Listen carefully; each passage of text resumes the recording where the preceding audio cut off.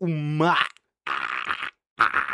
das abduções do Brasil, Antônio Vilas Boas, a.k.a. The First Motherfucker. Vamos lá. Brasil, 1957. Um jovem mineiro de 23 anos diz ter sido sequestrado por uma nave. Ele afirma que dentro dela... Doutor Antônio Vilas Boas, por gentileza, sim ou não, isto é, verdade ou mentira? O senhor teve relações sexuais nesse disco voador? Sim. Por gentileza, auditório. No dossiê de hoje, veremos um dos primeiros relatos modernos de abdução. Uma história que divide céticos e curiosos. O caso Antônio Vilas Boas. Olá, Anônimos. Para mergulhar nesse caso... Que cara bonitão, ó. Pega. Deus. Não chegaremos aos pés. Segue lá. Dossiê anônimo.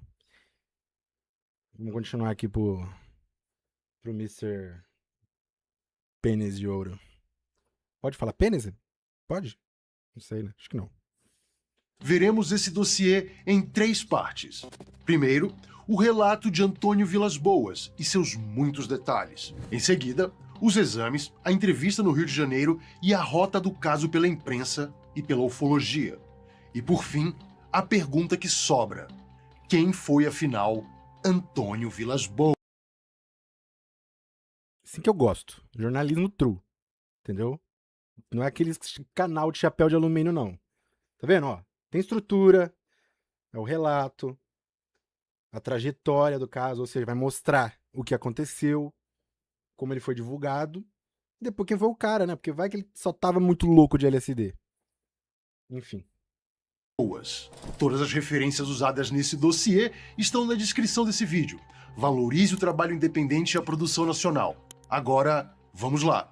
Imagine poder criar o que quiser, só É o que eu já falei, chat. da imaginação. Conheça É o que eu já a falei, Base chat. 44, uma plataforma... A gente ainda não tem, tá? A gente ainda não tem o Pix pra botar aqui. Mas é aquele acordo que eu fiz que vocês vão fazer comigo. Na hora que eu tiver e eu botar o Pix aqui, aí vocês vão, ó. Ó. Tá bom? Eu não vou fazer nada de graça. Vai botando. Vai botando. Tá bom? Vai botando, vai botando. Bota.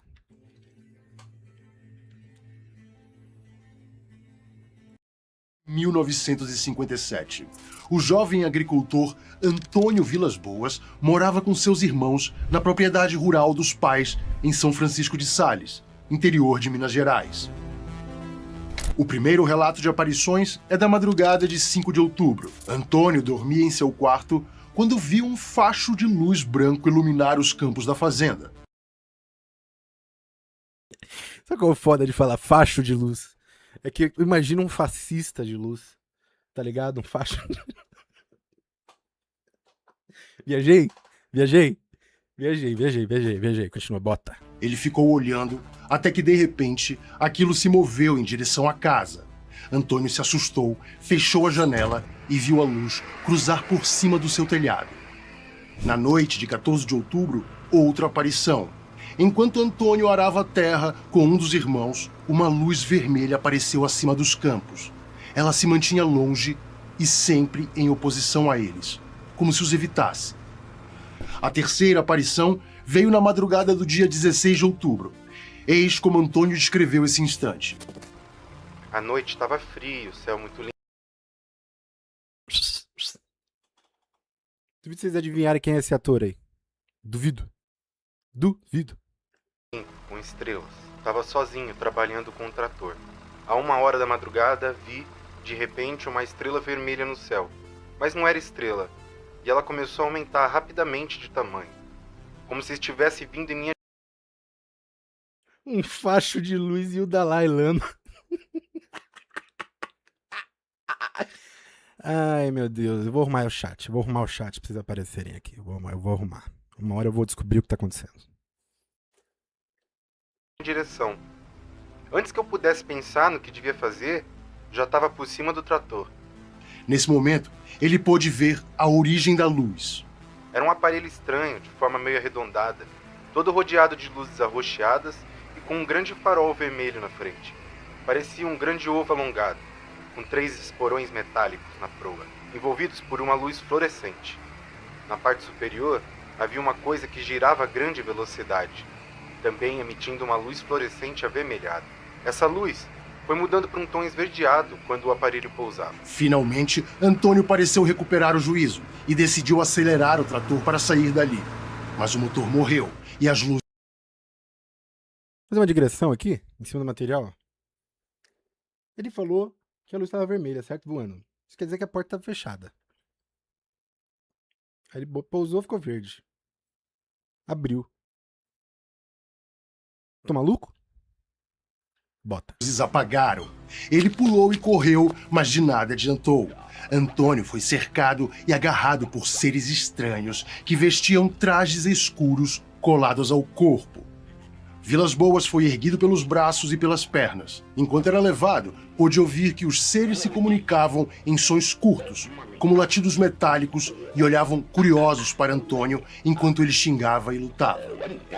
Eles o levaram para dentro da nave. Era uma sala toda de metal polido e com muitos pontos de luz branca nas paredes. A porta atrás deles se fechou e sumiu em uma superfície lisa. Antônio cruzou esse primeiro ambiente e chegou em outro muito maior. Após alguns sons que pareceram um tipo de discussão, as criaturas foram até Antônio e o despiram. Depois eles espalharam uma substância incolor e espessa sobre a pele de Vilas Boas. A porra do alienígena, ele vem pra Terra pra escaralhar, né? Mas que caralho, mano. Por que vim aqui pra passar gosma nos outros? Qual que é o sentido, velho? Tu veio de 50 anos-luz. Não se desintegrou porque a tecnologia é incrível. E vem aqui pra passar catarro nos outros, cara. Não pode, mano. Em seguida, ele foi conduzido a uma sala menor. Ao passar pela porta, ele percebeu símbolos vermelhos, caracteres que nunca havia visto, escritos em cima. É aqui que eu aponto que a minha teoria dessa história, tá? A minha teoria dessa história, acho que não é só minha, mas pega o letreirinho vermelho. Olha esse letreirinho vermelho. Esse cara tava, pai. Você sabe onde ele tava, pai. Da passagem. Logo que ele entrou nessa nova sala, os seres trouxeram um equipamento estranho. Parecia um cálice que se ligava por um tubo até um frasco de vidro. Eles enfiaram Vou contar o que é um cálice com tubo num casco de vidro. Chama bong. Não sei fazer pra fora. no meu queixo uma peça parecida com uma ventosa. Não doeu, só senti uma sucção na pele. Meu sangue escorreu por um tubo Foi mal, escaralhei, foi mal. Escaralhei o conteúdo, foi mal. Continua.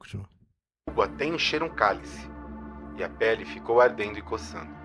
Sentei-me, cansado de tanta luta e emoções, e foi então que senti um cheiro estranho e comecei a ficar enjoado. Nesse momento, Antônio percebeu que existiam minúsculos tubos na parede da sala, que liberavam um gás. Palma poposo, hein? Nossa, meio choque. Palma poposo, hein? Faz um trampo fudido. Edição, atmosfera. Mano, o bagulho é louco, tá? Muito firme. De odor forte e que o fizeram vomitar. Durante o enjoo, a porta se abriu. Lá estava ela, uma mulher nua, de cabelos muito claros e olhos alongados. Ela se aproximou em silêncio, me abraçou, esfregou o corpo contra o meu e...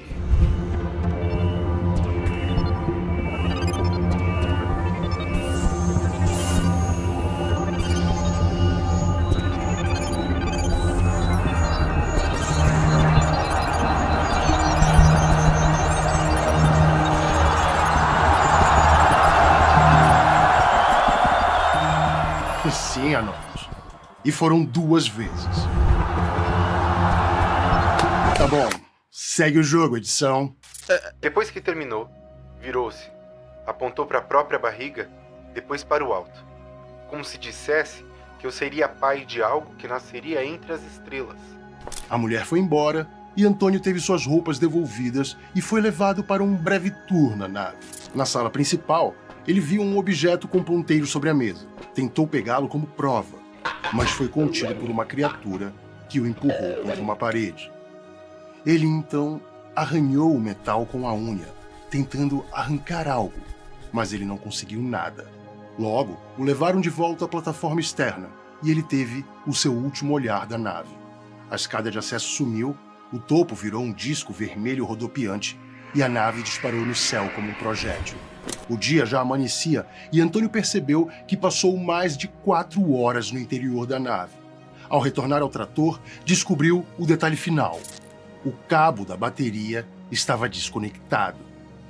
Antônio voltou para casa e a vida seguiu seu curso. Mas como uma história de um varjão de Minas Gerais iria ganhar as páginas do mundo? Alguns dias depois daquela noite, Antônio leu um anúncio na revista O Cruzeiro. Era um pedido para que leitores enviassem relatos sobre discos voadores. Aqui vale fazer um Falaram que essa revista aí, o Cruzeiro, era inimiga de outra revista, né? Chamada Galão da Massa. momento contexto. O Cruzeiro era uma gigante do jornalismo ilustrado da época, famoso por suas grandes reportagens. Em 1952, foi dali que saiu o polêmico Discos Voadores sobre a Barra da Tijuca, com fotos de Ed Keffel e texto de João Martins. O caso ganhou repercussão nacional e ajudou a empurrar o tema ufológico para dentro da imprensa. E foi justamente para o anúncio desse mesmo João Martins que Vilas Boas escreveu e se ofereceu para depor. 4 meses depois do ocorrido, no dia 22 de fevereiro de 1958, Antônio Vilas Boas se encontrou com João Martins no consultório do Dr. Olavo Fontes, no Rio de Janeiro. Fontes era professor da Faculdade Nacional de Medicina e um dos nomes mais fortes da ufologia brasileira. Foi assim que ele abriu seu relato. O depoimento sob juramento transcrito acima foi dado espontaneamente pelo Sr. Antônio Vilas Boas, em meu consultório. Durante cerca de 4 horas, ouvimos sua história e o submetemos a um interrogatório minucioso, o tempo todo procurando esclarecer certos detalhes, tentando levá-lo a contradições, chamar sua atenção para determinados fatos inexplicáveis de seu depoimento, para ver se ele se confundiria ou recorreria à imaginação. Desde o início ficou evidente que ele não era um psicopata.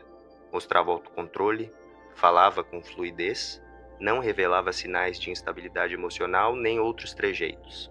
Todas as reações foram perfeitamente normais às perguntas que lhe fizemos. Em momento algum hesitou ou perdeu o fio do relato. Todas as suas incertezas eram as naturais de alguém confrontado com uma situação estranha e sem explicação natural. Isso aqui é doideira. Isso aqui é doideira demais, assim. Porque você vai pegando alguns relatos que eles são muito críveis, né? Tipo, e aí tem embasamento, tem entrevista, o cara não gagueja, o que ele não responde ele fala não sei, o que ele não sabe ele fala não sei. E aí, velho, é muito doido, né? Mas enfim, e aí? Fala aí você. O que você acha? O que você acha? Teria Antônio Vilas Boas sido o primeiro pai de uma criatura intergaláctica? Se pá, né? A gente não sabe se nasceu, né? Ou ele estaria mentindo? Quando chegava a esses pontos, ele respondia com simplicidade: "Isto eu não sei." Vilas Boas tinha memória afiada e descreveu em detalhe os tripulantes e a nave onde foi levado. Ele esboçou o formato da máquina e até reproduziu as inscrições vermelhas que viu dentro dela. Ouça mais esse relato do Dr. Fontes. Ah lá, mano, até escreveu o bagulhinho, o cara escreveu. Não é possível, mano. Dá uns arrepios. Conforme consta em seu depoimento, ele deixou a máquina às 5h30 do dia 16 de outubro de 1957. Sentia-se bastante fraco, pois não havia comido nada desde as 21 horas da noite anterior e vomitara bastante. Primeiro caso de pai ausente das galáxias.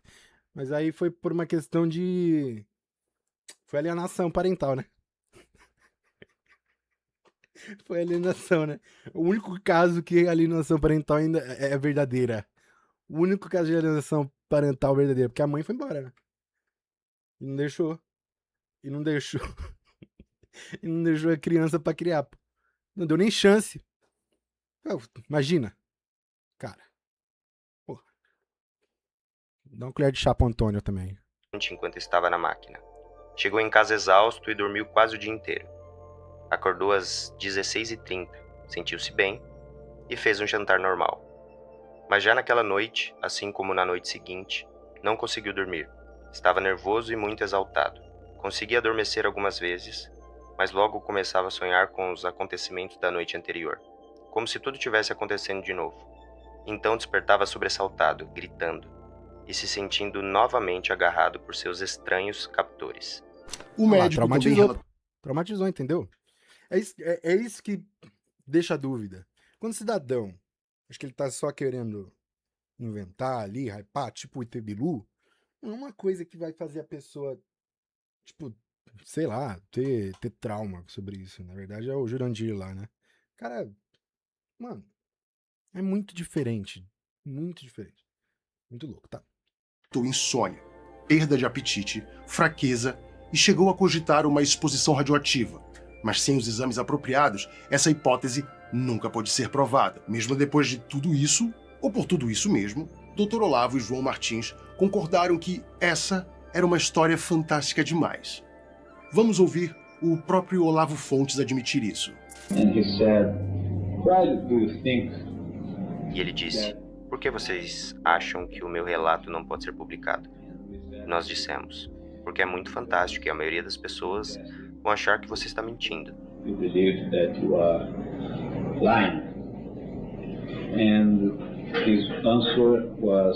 E a resposta dele foi, bem, se você acha que é melhor, eu vou embora para a minha cidade e não vou falar com ninguém. Ele fez exatamente isso. Ah lá.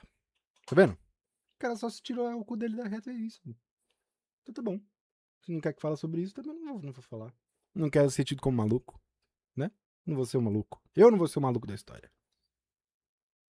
Apesar de, né? Enfim, nunca saberemos. E foi isso.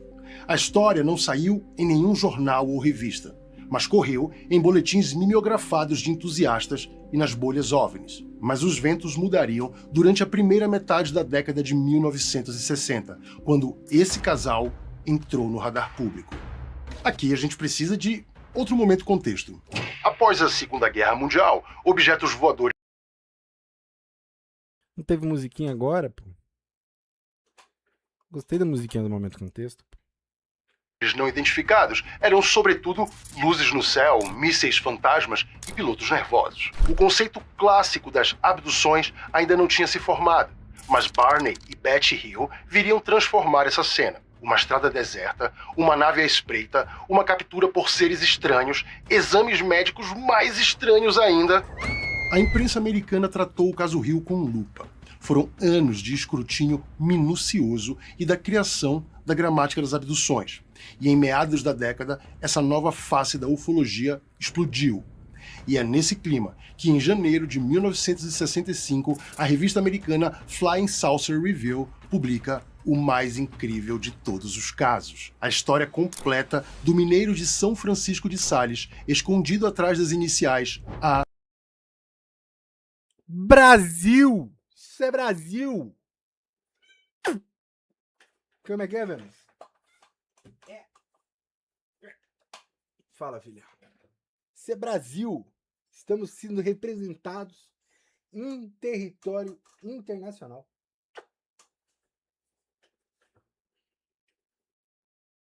Segue o fluxo, bota. VB. O relato sai do subsolo e entra de vez no vocabulário ufológico internacional.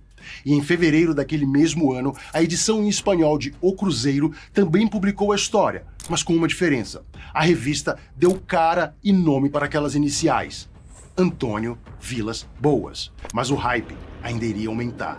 Nos anos seguintes, começaria a ganhar força as teorias de hibridização. Seres recolhendo material biológico, inseminando, gestando criaturas em outros lugares. Nesse cenário, o relato de Vilas Boas, o gesto da mulher apontando para o ventre e depois para o céu, foi lido como uma mensagem premonitória. Aquilo que antes soava apenas como enigmático, ganhou o status de hipótese para parte da ufologia. E esse assunto não era nenhuma novidade. Desde os nefelins da Bíblia até os íncubos medievais, sempre contamos histórias de cruzamentos proibidos. Isso era só uma atualização do mito. A modernidade que arrasta um rapaz do interior para dentro da máquina, submete-o a exames, toxicidade e a uma cópula burocrática. A AVB era a cobaia de uma indústria interplanetária. E admita, isso era diferente do que se contava. E o resultado não podia ser outro. Antônio Vilas Boas virou um clássico da ufologia. Foi contado em diversos livros, saiu em revistas, em programas de TV e até em quadrinhos. Em 72, a revista francesa Histoire Fantastique levou o caso Vilas Boas às suas páginas ilustradas. O mito foi erguido. Mas e por trás dessa fantasia? Quem era a AVB?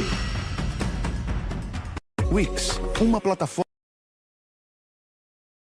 É o que eu falei, hein? A gente ainda não tem um Pix pra botar aqui, entendeu?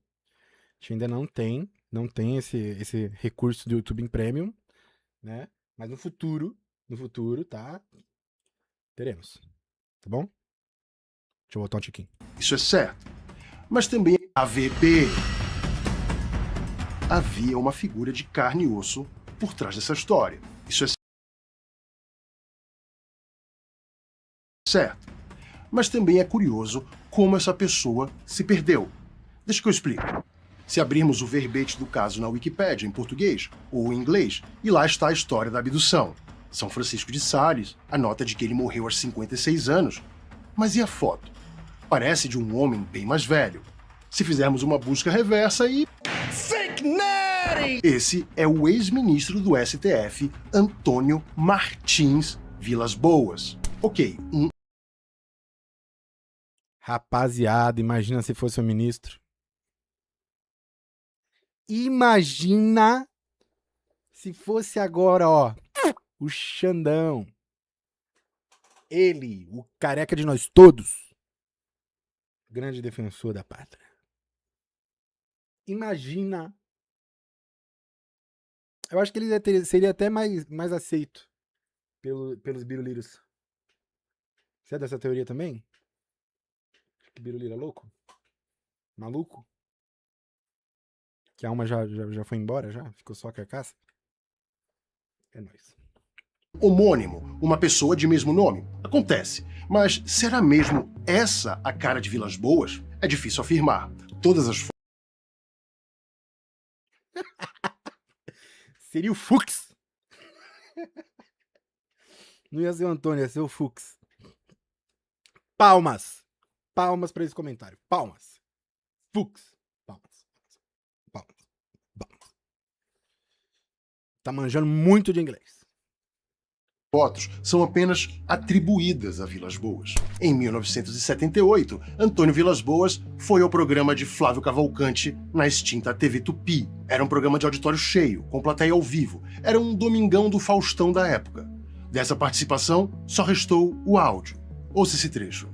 O advogado brasileiro, Dr. Antônio Vilas Boas, declara ter vivido uma das mais estranhas aventuras possíveis a uma criatura do planeta Terra.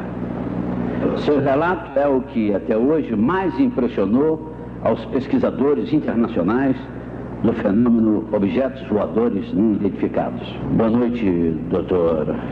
Antônio Vilas Boas. Antes de mais nada, por que o senhor veio ao programa? Eu vim ao programa, dado a seriedade com que o senhor vem abordando o assunto e pelo grande sacrifício que o senhor repórter teve em me localizar e porque o senhor já vinha, a sua produção, sua equipe, anunciando a minha vinda mesmo antes de ter se comunicado comigo. Anunciando a minha vinda antes mesmo de ter se comunicado comigo. A boa e velha guerra pela atenção. Vai pegar o táxi do Gugu. O garotinho, naturalmente, não sabia de nada. Mas, foca aqui. Essa é a voz do AVB. Mas e a imagem? As fotos de AVB, inclusive a do exame médico, saíram em O Cruzeiro, sem fonte. E olha bem essa foto. Não parece ter sido tirada no dia da entrevista. Um exame nas sombras, AVB quase apagado. Parece mais uma ilustração de pauta do que um registro oficial. E olha a cara de perigo desse Vilas Boas. Rapaz. Olha o bigodinho fininho do homem. Olha o olharzinho. Nossa senhora, esse daí, rapaz. Estrago. Tá explicado, entendeu? 7 bilhões. Naquela época, o que é um 5? 5 bilhões. 3 se pá, né? Cresceu muito rápido, né?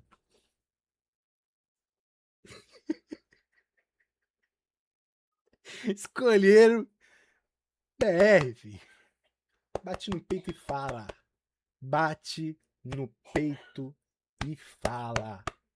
Eu sou brasileiro. Que delícia! Aqui está outra imagem não confirmada de AVB, mas que circula por aí como autêntica. Uma meia-verdade, por certo. Podemos dizer que há uma grande probabilidade de ser um mineiro nessa foto, mas não podemos afirmar categoricamente de que se trata de AVB. Essa outra foto, a origem dela é atribuída a uma das irmãs de AVB, Odércia Vilas Boas, que provavelmente entregou a foto ao pesquisador Cláudio Suenaga durante uma pesquisa de campo feita pelo ufólogo em 2002. Essa foto de AVB é boa, mas ainda é muito tímida. Mas a vitória, meus amigos, é também daqueles que perseveram. Para ilustrar o vídeo da entrevista com Dona Odércia, foram usadas algumas imagens relacionadas ao caso e... uma matéria do jornal goiano 5 de março, datado de julho de 1979, republica a história e mostra o rosto de AVB. Finalmente, uma imagem consistente. AVB encara direto seu observador, olho no olho, como naquele dia dentro da nave. E tem mais. Em outro vídeo, na entrevista do Dr. Olavo, no canal Brasil e UFO, foi usada essa imagem aqui. A douta versão de AVB, com beca e tudo mais. Busca reversa na imagem e nós temos a árvore genealógica de Antônio Vilas Boas. E é para isso, meus amigos, que eu pago a internet.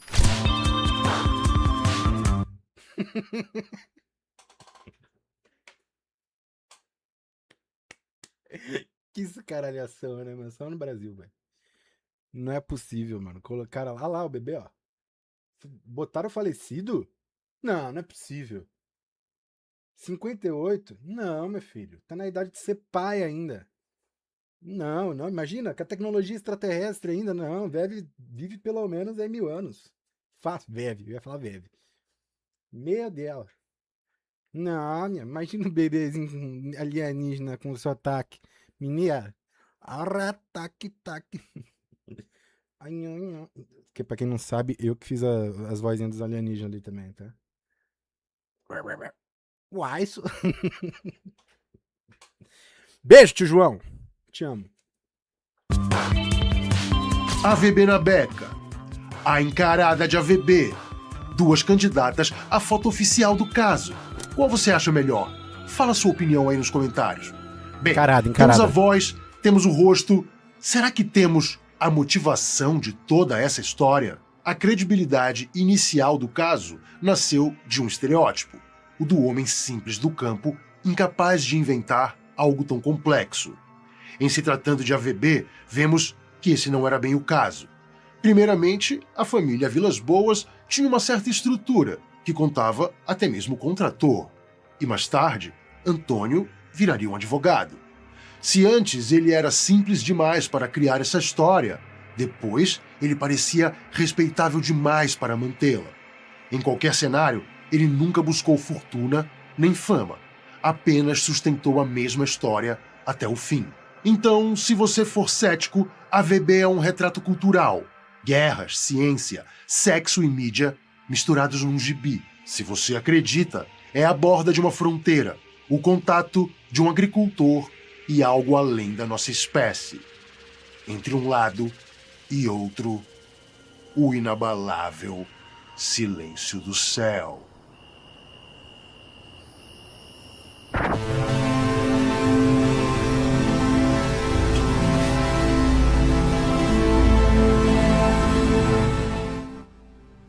Palmas, palmas, palmas, palmas, palmas. E se você chegou até aqui, o nosso muito obrigado. E olha, eu aposto que você vai gostar do nosso arquivo vivo, a área de membros do canal. Lá você tem acesso antecipado aos vídeos, posts exclusivos e as versões completas e sem corte dos dossiês. O episódio do AVB sem tarjas, com as entrevistas na íntegra, já está lá esperando por vocês. Taca o dedo no like, Olha lá, seus tarados, se inscreve sem tarja, hein? e cola nas nossas outras redes sociais. Sobre a regularidade dos vídeos, isso ainda é um mito. Mas essa bagunça, ela tem um efeito colateral. Cada vídeo é uma peça única. Isso aí. E se você ainda não viu o caso da Ilha dos Caranguejos, clica aqui e mergulha nesse prequel da Operação Prato. Se cuida, porque você pode. Vamos ver, hein? Vamos ver, hein? A gente vai ver o da Ilha dos Caranguejos, hein? A gente vai ver, hein? Hoje não, hoje não dá. Sai daqui. Isso aí, ó. Curte, se inscreve, entendeu?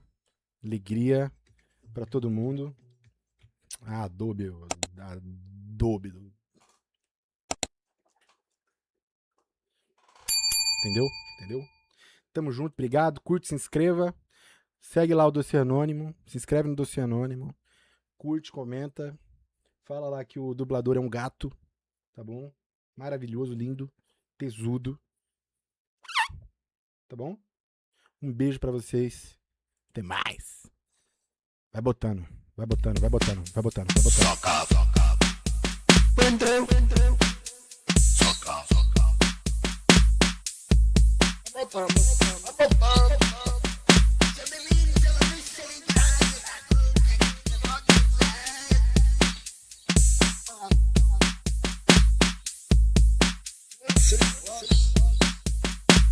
Soca, soca. Entrou.